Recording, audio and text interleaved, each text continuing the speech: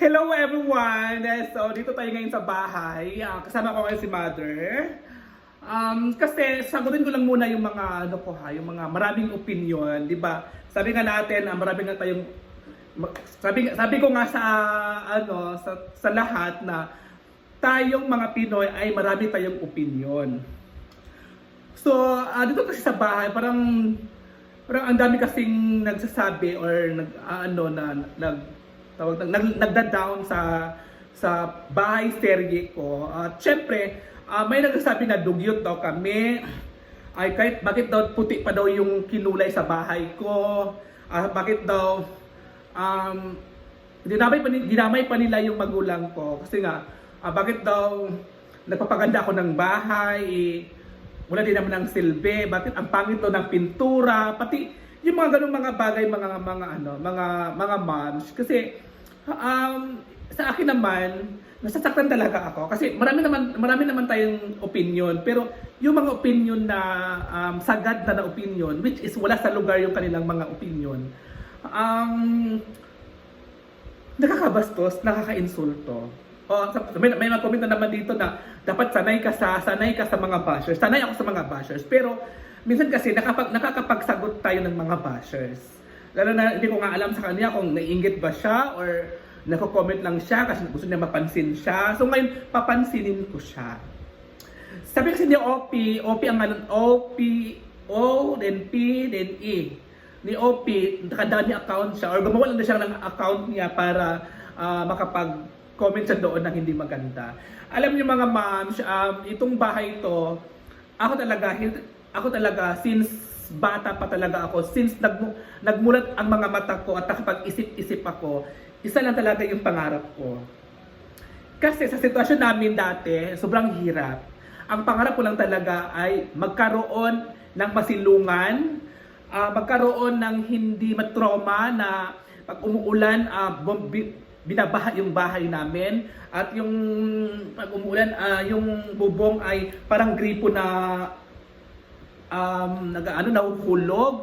Tapos kami, si mama at si papa natutulog sa lapag, dito lang sa lapag sila natutulog. Pag umuulan ay kaming mga magkakapatid at naawa kami sa aming magulang na natulog doon sa lapag. Kami nakatulog kami sa katre kasi 9 po kaming magkakapatid. So ang dream ko lang talaga that time na yung bahay namin ay sobrang butas-butas. Pero dinadaon kami ng mga sa paligid namin. Ay, hindi ko na pangangalanan. At si mama naman, sobrang hirap talaga ng buhay namin dati. Kinakain namin everyday ay lugaw na mais. Kami mga mom, sanay kami sa hirap ng buhay. At ang pangarap ko lang talaga ay magkaroon ng simpleng bahay. So ngayon, hindi naman kailangan na pagandahin ko yung bahay or kami. Yun lang talaga yung pangarap ko magkaroon ng sariling bahay na hindi kami matutulan at makatulog kami ng maayos. So ayan si mother, sa mga istorya mother nga gingon anak ta. Sa una, usa yung life na to sa una. Usa tong life sa una. Ganun pa na? Oo nga. Sa una pobre kay tata, puro may punta karon pero mas pobre pag kay sa una. Sa unang panahon, malisod kay tanan. Unya kanang barato man ang mait pero ambot ba? Ang akong bana sa una god kanang iya bitaw kabalaan. Panaka lagi sa lubi. Si papa panagat magbasok. Oo. Karon nga nabalhin na kami. Sa dito ba mi daglag magmay puyo good. Sag-asa ba? Unya nakatrabaho din siya sa Nestle. Kabalo na siya mason, kabalo na siya panday, kabalo na siya tiles. Karon raw na siya yang trabaho. Sa una, hindi ko luwi kay mga bata siya makabok. Nya, naglabada na lang ko kay saan man akong mga bata nga eskwela ra ba na walay palit gilip kan, mga sila nga uniform. At notebook, sila may sa una, buha ka notebook na mo sa una. Sa una, kuha ng god, duha ba, isa kalapit. sa una. Mm-mm. Na napaganda akong kamura, no? Nga, kuan, ganang, kapag tao nag-high school, nagundang na lang kay, man lagi. Nakubara, palahubog ba ito sa una. Pagkagara sa gamay, good. Na kulang pa man. Na itong live sa una, kasi itong live, ano ba ang live nato sa una? Para may masabtan po nila nga dili na sila magbasa ato kay ilan tao ka ng mga dugyot na kuno ta mga hugawan kumbaga nga si mother sobrang Ako. kanila si mama sa una ta Bisag guba ang balay, maglimpyo sa kuy. Kaya wala ko naana sa kanang bata sa mga hinugawan, di si ko ana. Limpyo ko balag guba ang balay basta kay limpyo. Diba gayo? Teka ano bang, kato i-explain ba nga atong live sa una nga mao ni ana nangandoy ka mo niya na pag-explain. Kung sa una, lingyo man akong sa una, nangandod gid ko nga, pero sa magana, ang isa ba galing akong balay man matulid eh. Ino ko kay, ang atam ko sa una ko, dili sin. Kanang, sana, Plywood o kanang langkay ba? Langkay. Oo. Langkay ang Na, mga dili man na matuigan kay, kana ang akabuslot man kalata man kay kung sa ulan. Na, muto nga, sige kog hinuktok kay ang balay ba niya akaulo sad ko na pero agsawayon lagi bro sige na lang may lagi mo abot jud nga dili pa karon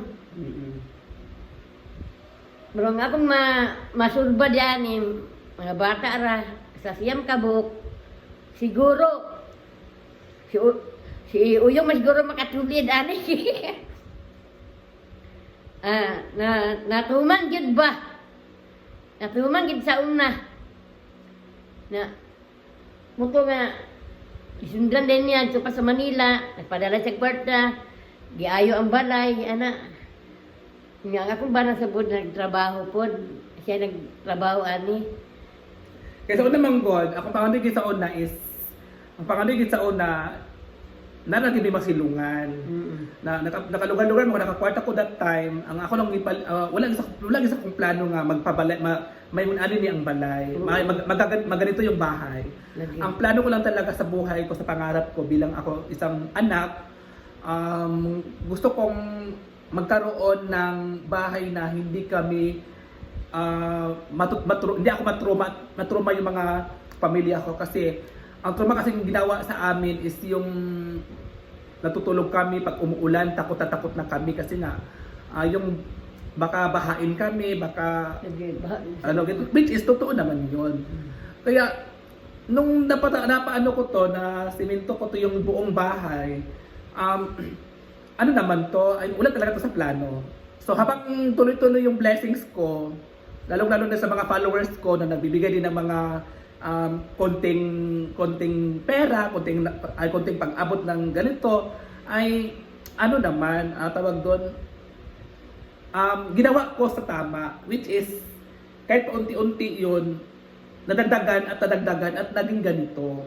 O aminin ko, hindi lahat sa akin to kasi may mga tumulong naman nag-abot na siya yung bahala sa kabinet, siya yung bahala sa ganito, which is meron ding nag-aabot kahit konti. Ganun, di ba? So, kaya nga napapasalamat ako sa inyong lahat.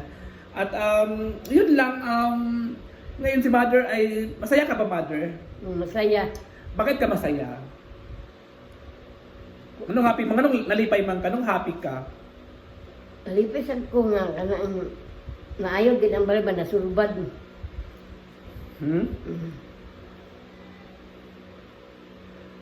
Nasurbad yun ang problema. Si Mother kasi, wala pag ilang Mother. So, Mother, umiiyak kasi yan si Mother. Adyo. Oo, so ngayon, unsa man imong anma? Unsa imong message man nganong giabot ang time nga na bless ka? Asa? Wala mo pa. Try na. Parang ganun. Okay naman. karoy. So ikaw happy gid kay ka. Oo, ginahasad ko. Unsa pag imong ipang unsa pa man imong pangitaon sa imong gusto i-achieve? Unsa pa man imong gusto nga makuha nimo or makit-an nimo? Pero ang Ha? pero si Papa may Ang sama, sinay. Pagkain na mo tayo, ma. Bye-bye po. Magluto muna kami.